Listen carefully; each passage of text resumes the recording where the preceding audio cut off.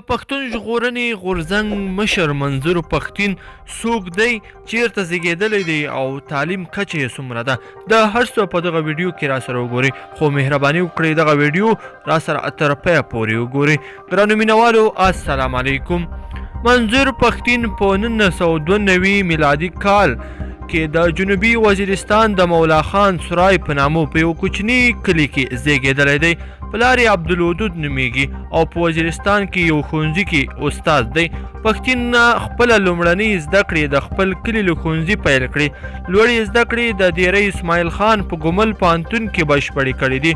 نوموړي د ورتنرۍ سند هم له همدغه پوهنتونه ترلاسه کړی دی.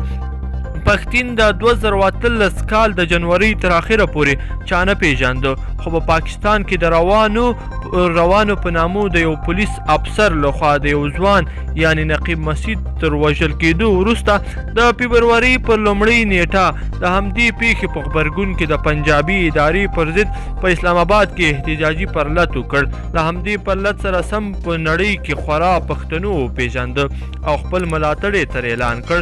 پښتين په لومړیو کې د پاکستان په نورو ښارونو کې هم نوم پیدا نه کړ، خو پاکستانی رسنیو ته حکومت پټ حکمونه ورکړل چې د پښتنو پرلت ته دې ځانګړې توجه نه کوي، ان تر دې چې د نړیوالو رسنیو له لارې هم د همدې پرلتونو په اړه بېلابېل خو لږ معلومات خپاره شول.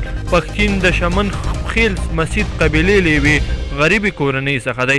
ماشومتوب یې په خپلو پښتنو کې تیر کړی او تنکی ځوان چې په 2009 کال کې د پاکستانی حکومت لخوا د پوځي عملیاتو په ترڅ کې له کورنۍ سره یو ځای له خپلې سیمې کډه کولو ته اړ ایستل شو.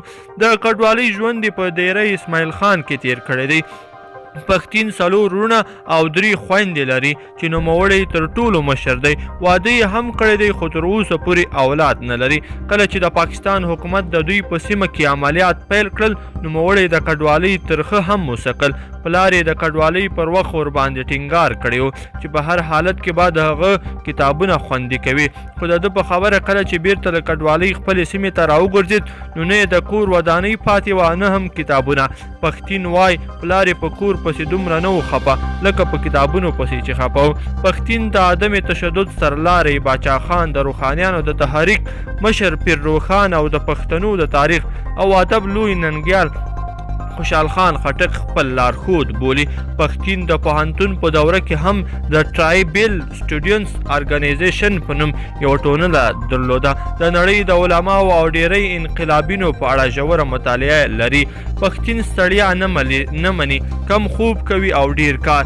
د ده په خبره د پښتنو لپاره د پوره حقونو غوښتونکی دی.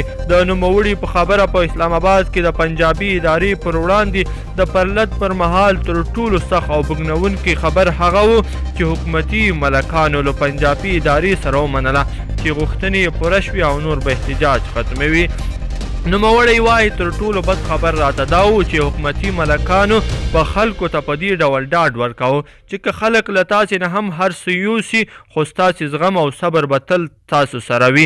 د پښتين صداقت ټول پښتانه پر ده ورمات کړل، ځکه نوموړي په هر حالت کې د ټولو پښتنو لپاره د حق رښتینی غږ په پوره صداقت او اخلاص بدرګه کړ. هغه و چې د خلکو هم د نوموړي ملا وتړله او د پوره حق غوښتنې په موخه یې پرلتونه او احتجاجونو ته دوام ورکړل.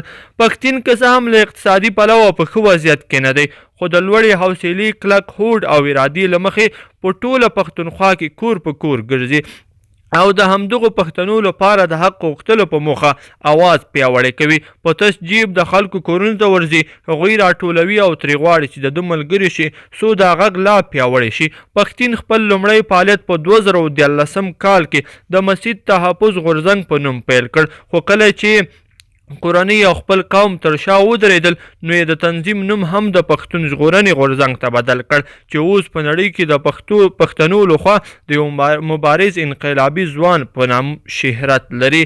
منظور پښتين وایي هدف یې پاک دی، د پښتنو لپاره حق غواړي، هغه که په زور وي او که په رضا.